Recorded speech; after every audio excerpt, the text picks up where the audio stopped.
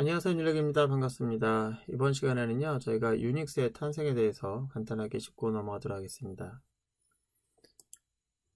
일단 좀 시대를 거슬러 올라가서 1972년으로 한번 갈까요?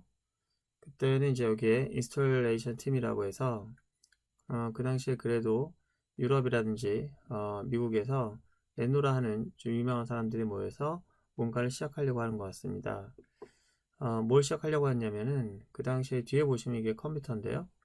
컴퓨터라고 하는 것이 이제 성능이 좀 좋아졌나 봐요. 그래서 프로그램 하나를 돌리는 데 있어서 성능이 남아도는 그런 시절을 만나게 됐나 봅니다. 얼마나 행복하겠어요. 그래서 이제 그 당시에는 이제 컴퓨터에서 소프트웨어를 프로그램을 하나만 실행하는 게 아니라 여러 개를 실행할 수 있는 환경, 그리고 그것을 여럿이서 사용할 수 있는 환경, 그런 환경을 만들어 보기 위해서 위에 보시면 멀틱스라고 하는 프로젝트가 진행이 됐다고 해요. 지금 같은 경우는 그런 게 너무나 당연하죠. 지금 여러분들이 컴퓨터를 사용하면서 여러 개의 프로그램을 동시에 동작하잖아요. 그리고 우리가 멀티태스킹이라고 하는데 마찬가지로 거기다가 또 여러 사람이 같이 쓰는 경우도 있죠. 지금 너무나 당연한 건데 그 당시엔 그런 게 없었죠.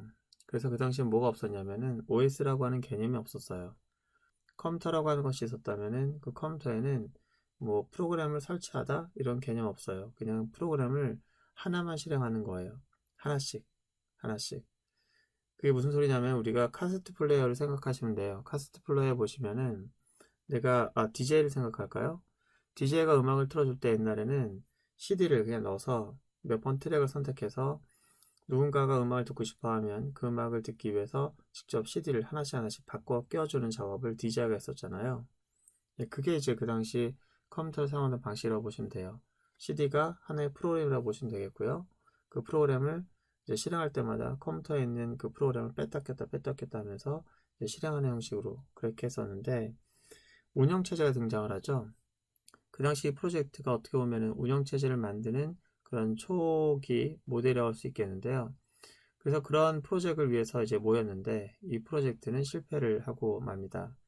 그래도 아예 의미가 없었던 건 아니에요. 그때 여기에 참여하고 있었던 그런 사람이 있었는데 바로 이쪽에 있죠. 이때 보시면은 벨 연구소가 참여를 하게 됐는데 여기가 벨 연구소고 벨 연구소에서 유명한 두 분이 계시네요. 벨 연구소라고 하면은 옛날에 그 굉장히 유명했던 아주 커다란 기업이죠. AT&T라고. AT&T가 그 당시에는 뭐 전화기 사업을 시작으로 해서 뭐 전기전자, 뭐 컴퓨터까지 발을 넓히는 시장이 굉장히 넓었었고요. 굉장히 거대 기업이었고 거기서 연구소가 있다면 이제 벨 연구소가 그 안에 있었죠.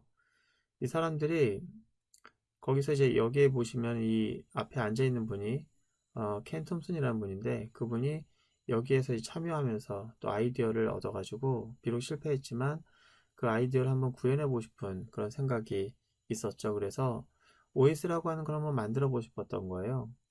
그래서 한번 이런 생각을 하게 됩니다. 어, 여기 스페이스 워라고 하는 게 있어요. 이게 PDP-1이라고 하는 컴퓨터인데 이 스페이스 워라고 하는 것은 이제 러시아 프로그래머가 그 러시아 사람이라고 하는데 그분이 게임을 만든 거예요. 이 컴퓨터 돌아가는 게임을. 그리고 굉장히 재밌었다고 하죠. 그 당시에 이제 새로운 그 컴퓨터 등장을 했는데 그게 PDP-7이에요. 뭐 다음 버전이 되겠죠. PDP-7에서 OS라고 하는 개념을 이제 이용해서 이 프로그램을 한번 동작하게 하고 싶은 거예요. 그렇다면 OS라고 하는 건 뭘까요? 우리가 지금까지 OS라는 얘기는 되게 많이 들어봤는데 운영체제. 운영체제라고 하는 게 뭐죠? 도대체 뭘 운영한다는 걸까요? 이렇게 생각하시면 됩니다. 여러분들이 주크박스 아세요? 주크박스?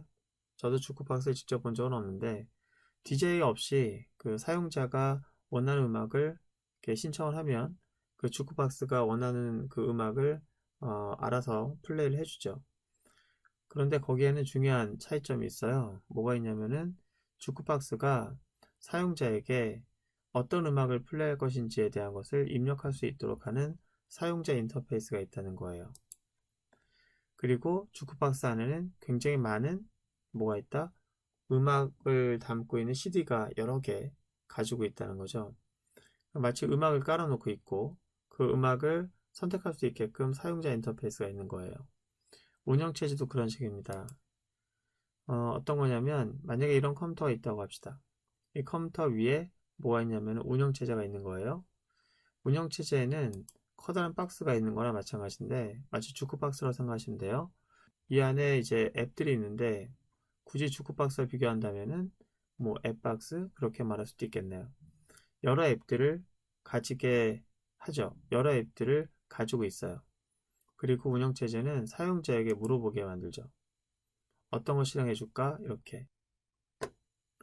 그럼 사용자는 여기다가 입력을 해요. 내가 어떤 프로그램을 실행하고 싶다고. 그럼 운영체제는 그것을 입력받아서 여기에 있는 박스 안에 있는 어플리케이션을 찾아서 실행하게 되죠. 운영체제는 이런 애예요. 주크박스 같은 애. 프롬프트를 띄워서 사용자가 어플리케이션을 선택하게 만들고 어플리케이션을 미리 깔아놓죠. 미리 여기다 설치해 놓은 상태에서 사용자가 원하는 어플리케이션이 있다고 하면은 걔를 실행하게 해주는 그런 역할을 하는 거죠. 이 켄 톰슨이라는 분은 멀틱스 프로젝트에서 영감을 얻어서 물론 이제 여러 사람들이 사용할 수 있는 운영 체제는 아니고 물론 어플리케이션 또 프로그램을 동시에 실행할 수 있는 환경은 아니지만 단일 작업을 하고 단일 유저가 사용하는 방식이긴 하지만 이런 방식, 주크박스 방식을 한번 성공을 해본 거예요. 이런 주크박스 방식의 운영체제를 만들어 본 거예요. 성공했을까요? 못했을까요? 성공했죠. 성공해서 그 당시에 이제 운영체제라고 하는 녀석이 컴퓨터 위에 이렇게 깔리게 되고요. 어플리케이션들은 운영체제 위에 얹어지게 됩니다. 그리고 어플리케이션들은 운영체제가 제공하고 있는 그런 API만을 이용해서 프로그램 만들게 하고요. 이게 또 중요한 차이점이죠. 소프트웨어들은 더 이상 이제 이 하드웨어를 직접 사용하지 못하게 차단을 하고요. 운영체제가 제공하고 있는 API, 운영체제 제공하고 있는 기능만을 이용해서 프로그램 만들게 됨으로 해서 하드웨어에 종속된 기능이 없고요. 운영체제에만 종속된 그런 어플리케이션이 되죠. 그 얘긴 하드웨어가 바뀌어도 운영체제만 같다면 어플리케이션은 변화를 줄 필요가 없다는 거예요. 그 전에는 이 하드웨어가 바뀌게 되면 그것이 호환이 안 되면 어플리케이션은 하드웨어 자원을 직접 썼기 때문에 어플리케이션을 매번 변경해야만 했었거든요. 거기로부터 탈출하게 만드는 아주 중요한 역할하는 주크박스 하나 만든 거죠. 굉장히 큰 변화일 수 있어요. 그래서 이것을 성공하고 나서 이렇게 운영체제 이름을 유닉스라고 하고 그리고 여기서 사용된 그러니까 얘를 이걸 못 쓰게 하고 대신 쓸 수 있게 해주는 API를 가능하게 하려면 어떤 프로그래밍 언어라고 하는 것과 그 함수라고 하는 개념이 이제 필요했었거든요. 그래서 그 프로그래밍 언어를 뭘로 할 것인가 고민하다가 그 당시에 공부하고 있었던 게 뭐냐면 영국의 캠브리지 대학에 있는 이분의 언어가 뭐가 있었냐면은 BCPL이라는 언어가 있었고요. 그걸 모텔에서 공부를 해가지고 언어를 하나 만듭니다. 그게 바로 이름을 명명하기를 BCPL의 앞자를 따서 비언어라고 이름을 명명하게 돼요. 그리고 그 운영체제에서 돌아가는 간단한 테스트용으로 스페이스어라고 하는 것을 여기서 돌리는 그런 작업을 하게 됩니다. 상콕에서 굉장히 좋았을 것 같아요. 얼마나 좋았을까요? 자, 그러다가 또다시 컴퓨터가 업그레이드가 돼요. 아까는 PDP-7이었는데 PDP-11, PDP-20 뭐 이렇게 계속해서 컴퓨터가 막 빨리 발전하게 됩니다. 그래서 이제 이 사람이 작업했던 그 운영체제 유닉스를 여기다가 얹어요. 여기다 얹고 그러면 그것을 운영체제를 기반으로 해서 만들었던 소프트웨어들은 변화를 주지 않아도 운영체제만 같다면 그 위에서 돌아가는 거니까 잘 돌아가야만 하잖아요. 여기 옆에 있는 분이 누구냐면 데니스 리치라고 하는데요.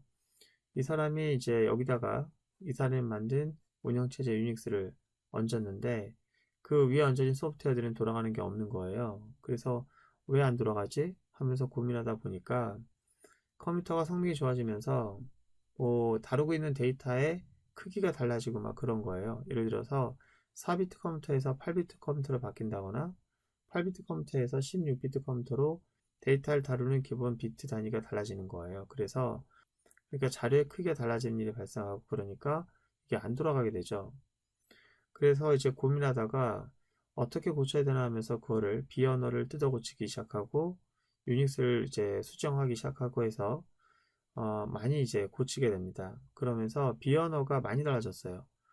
결국 이 사람은 BCPL을 공부해서 비언어를 만들었지만 이 사람은 B 언어를 뜯어 고쳐가지고 새로운 언어를 만든 거예요. 그래서 그 언어의 이름을 BCPL의 B 다음 자인 C자라고 하는 글자를 사용해서 C 언어를 만들게 되고요. C 언어를 기반으로 유닉스를 다시 만들게 되고요. 그리고 나서 이 사람은 성공을 하게 되죠. 여러 사람이 사용할 수 있는 환경도 만들게 되고 여러 프로세스를 돌릴 수 있는 환경도 만들게 됩니다.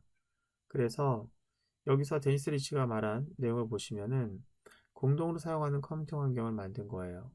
그 원격으로 접속을 해서 시간을 분할해 가면서 그런 식으로 우리가 하나의 자원을 같이 공유하는 환경에 대해서 만들어 왔다라는 얘기를 하고 있는 거예요. 여기 보시면 유닉스라고 하는 녀석은 이제 어떤 워크스테이션으로서 역할을 하고 있고요. 여기 단말기들이 보이는데 단말기는 이 유닉스 머신에 연결이 되어 있고요. 여기서 접속해가지고 내가 뭔가를 두들기고 뭔가를 이제 화면을 보고 있지만 사실 이 모든 것들은 입출력만 가능한 도구고 모든 자원들은 여기 있는 자원을 쓰게 되는 거예요. 요즘의 유닉스 머신은 이렇게 이제 커다란 머신에 좀 멋진 그런 모양새를 갖고 있는데 예나 지금이랑 달라지는 건 없습니다. 유닉스는 기본적으로 여러 사람이 동시에 접속해서 여러 프로세스를 관리할 수 있으면서 그러면서 작업을 다 서버 자원을 쓰게 만드는 그런 환경을 가지고 있는 것이 기본이에요. 이런 유닉스가 지금 현존하는 우리가 사용하는 OS들 대부분 모든 것들은 다 여기서부터 나왔다고 볼 수 있겠는데요.